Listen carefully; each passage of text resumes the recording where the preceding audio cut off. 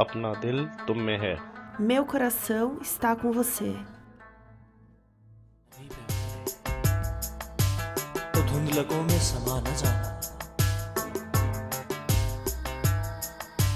कभी जो आंखों में चांद हंस हंस के चांदनी का खुमार भरता, तो अपनी आंखें कहीं खला में गवाना।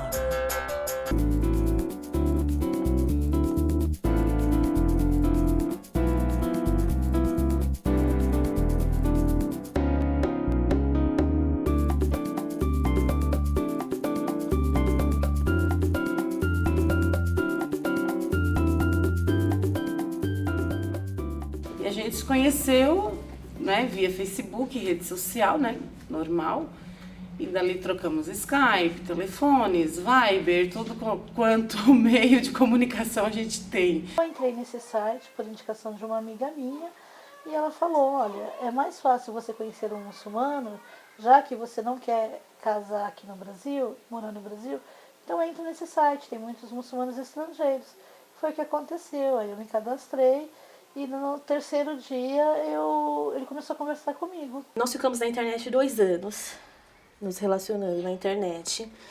E quando ele tentou vir para o Brasil, o visto foi negado. Depois ele tentou novamente, o visto foi novamente negado. Então, ou seja, a Embaixada Brasileira não estava disposta a liberar a vinda dele para o Brasil. Eu me relacionei com um paquistanês durante 1 ano. Eu o conheci numa viagem a um país islâmico e ele, na persistência dele, eu fui gostando. É impossível você não gostar de alguém que toda hora está preocupado com você, ainda mais a pessoa do outro lado do mundo.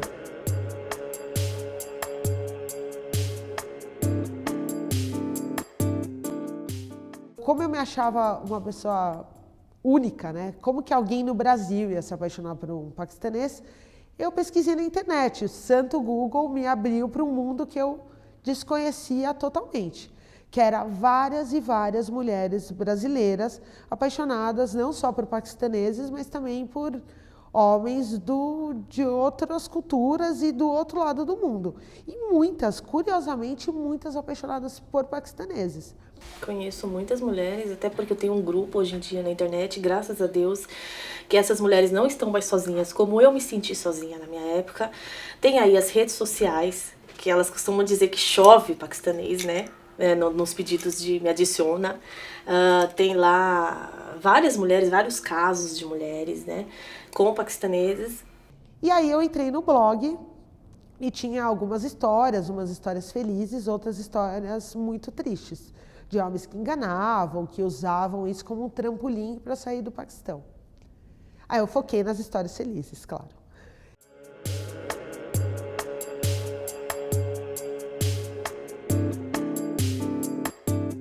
Aí eu peguei e fui num cartório, o chefe, na verdade, do departamento civil.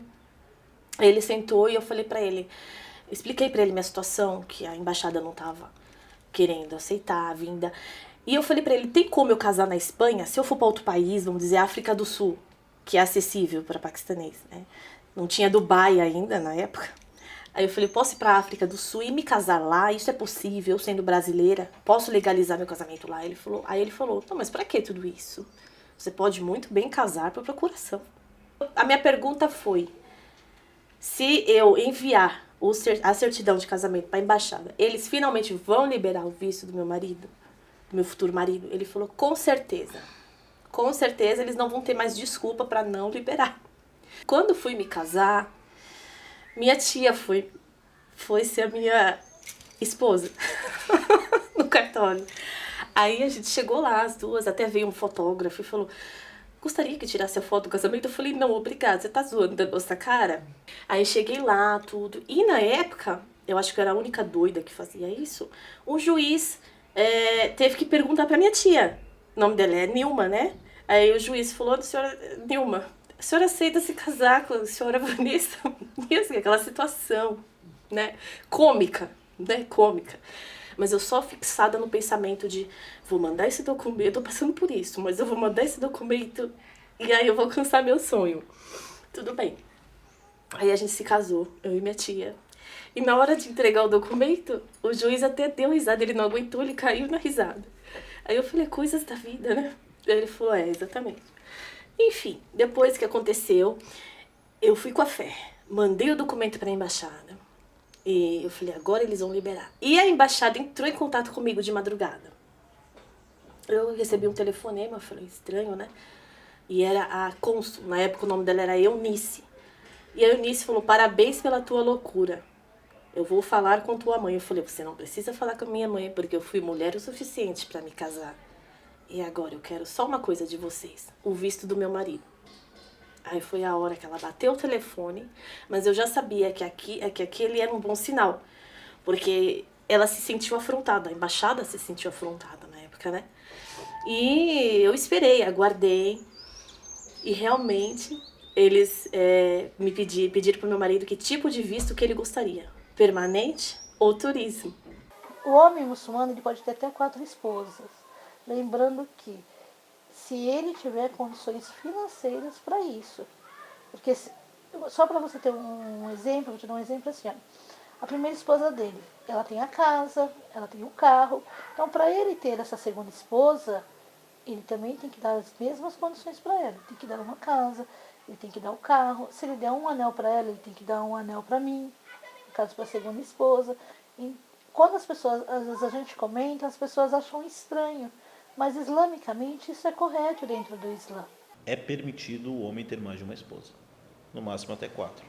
É permitido o homem ter mais de uma esposa em certas condições. Não é assim, o homem, eu quero ter 2, 3, 4 esposas no mesmo dia, na mesma hora, no mesmo mês. Não, isso aí não chama-se esposa.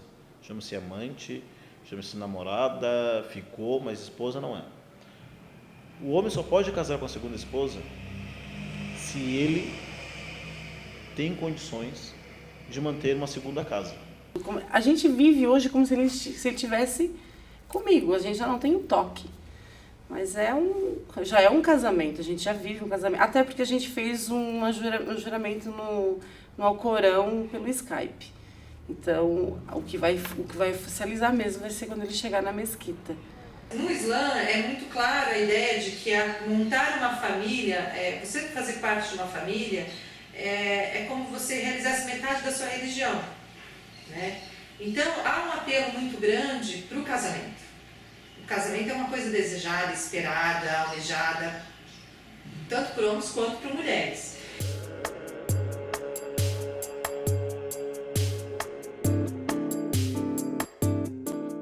Nas primeiras 2 semanas, maravilhoso, eu estava completamente apaixonada. Mas depois aquilo começou a tolir minha liberdade. Então ele me ligava e o meu ritmo de trabalho é bastante intenso. Então ele me ligava, você não vem embora? Eu estou com saudade de você, eu estou aqui por você.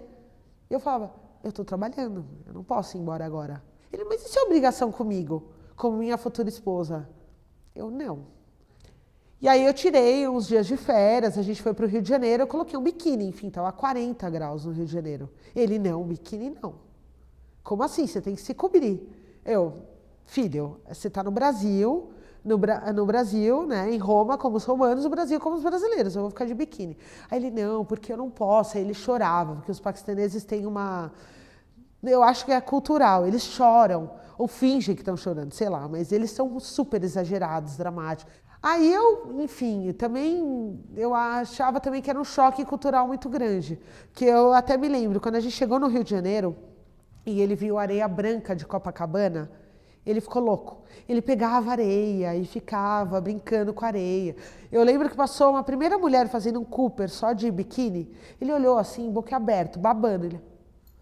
Aí eu nem posso sentir ciúmes de uma pessoa dessa, porque ele nunca nem viu o joelho de uma mulher, né, o cotovelo. Imagine ver uma mulher de biquíni. E ele também nunca tinha vestido uma roupa, uma sunga.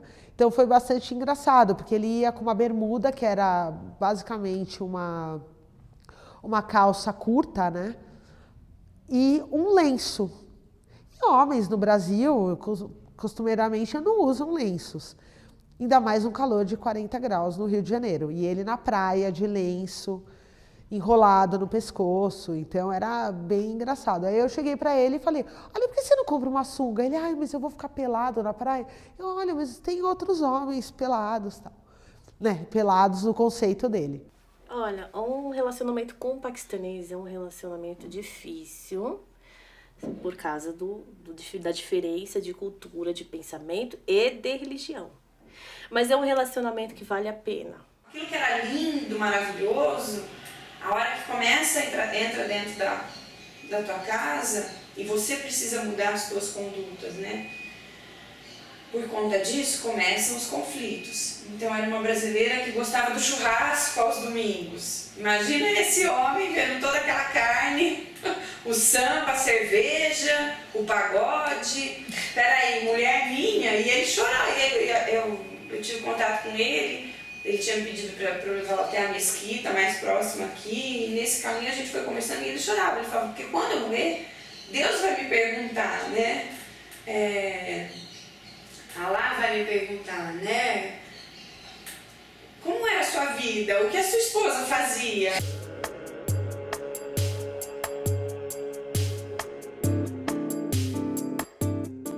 Eles são mais dóceis do que o brasileiro. Eles são mais aguçados com o diálogo.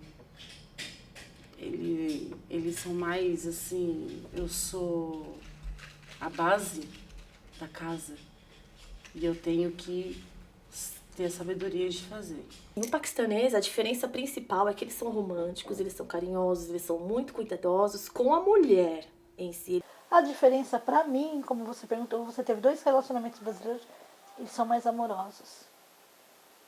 Pra mim, hoje eu posso dizer pra você que eu sou feliz.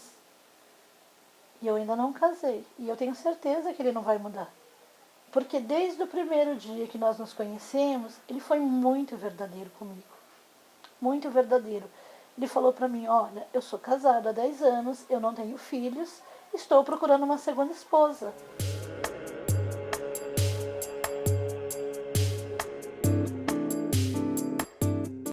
O brasileiro é muito encantado com o estrangeiro, né? A gente ainda tem muito isso, né, na nossa cultura, tudo, né? É o produto que vem do exterior, ele é melhor do que o nosso. Então esse marido que vem do exterior, ele é melhor do que o brasileiro, né?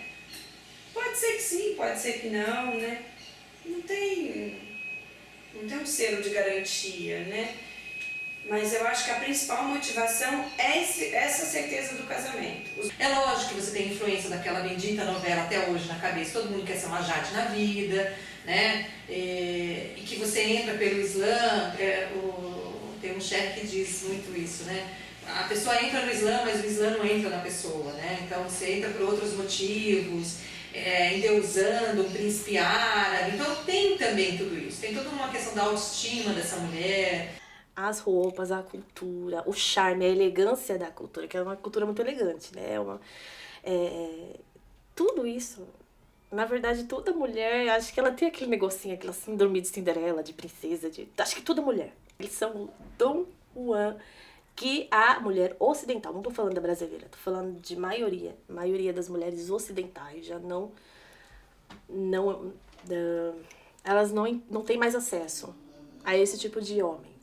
Homens que têm muitos valores, homens religiosos, homens românticos. Então, assim, nós não temos mais esse contato. E, pra mim, esse é o diferencial. Um conto de fadas, que eu quero que seja eterno. Existe um ditado que diz assim, que seja eterno enquanto dure. Então, eu quero que o meu dure até o meu último dia, eu quero que seja eterno. Seja feliz. O grande perigo mesmo. E quase que já uma prescrição para esse casamento dar errado são esses casamentos que acontecem unicamente por via de internet, né? Tanto que a gente já tem nota do Itamaraty sobre isso, né? Alertando as brasileiras sobre esse perigo. A gente tem vários vídeos, até a gente encontra no YouTube de sheiks, né, falando sobre esses casamentos pela internet. Porque existe, né, esse mundo virtual, é um mundo montado, né? Para nós muçulmanos, atrás de cada mulher, atrás de vocês, atrás de qualquer pessoa, tem um pai, você é filha de alguém, é irmã de alguém, é esposa de alguém, ou é mãe de alguém.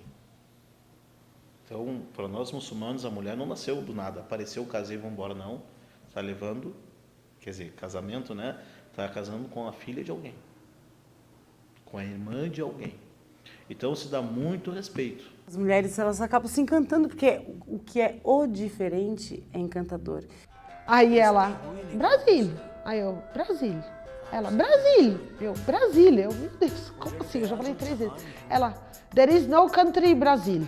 Aí eu, como assim não existe o Brasil? Eu falei, Que o marido dela tinha ido embora. Simplesmente foi embora pro Paquistão. E aí a gente ficou chocado. E eu perguntei pra ela, né, qual era o problema, né?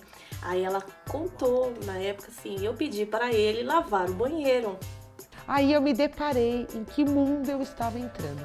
Parecia que eu passei num portal mágico e regredi no tempo 1000 anos.